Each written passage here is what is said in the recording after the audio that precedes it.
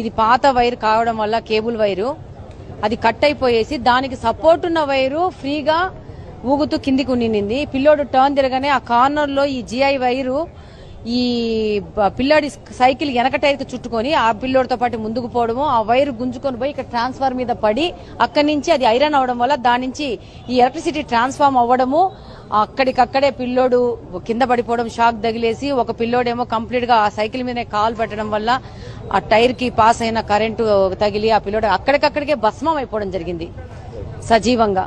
రెండో పిల్లోడికి కూడా షాక్ తగిలేసి ఒక చెయ్యి కంప్లీట్ గా అంటే చెయ్యి హ్యాండిల్ పట్టుకున్న చెయ్యి కంప్లీట్ గా కాలిపోవడం జరిగింది. దాదాపు ఈ ఫింగర్లని కాడిపోయి బూడిదైపోవడం జరిగింది.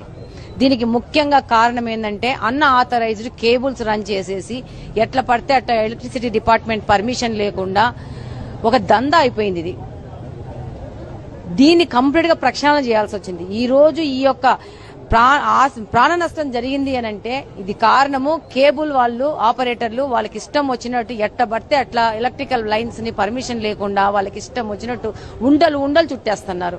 ఆ రోడ్డు నుంచి ఈ రోడ్డు వరకు 50 మీటర్లకు సపోర్ట్ చేస్తూ ఈ జిఐ వైర్ లాంటి వైర్ల సపోర్ట్ తో చేయడం వల్లనే ఈ రోజు ఈ ప్రమాదం జరిగింది. ప్రాణ నష్టం కలిగించినారు. ఆ తల్లిదండ్రుల దుఃఖం ఎంత ఉంటుందో అర్థం చేసుకోవాలి. అయితే ఎలక్ట్రికల్ డిపార్ట్మెంట్ కు సంబంధించిన ఎస్సీ కూడా మనతో ఉన్నారు. సార్ చెప్పండి, ఈ కేబుల్స్ అన్ని చూస్తా ఉన్నాము మనం, స్తంభాలకు కట్టిన కేబుల్స్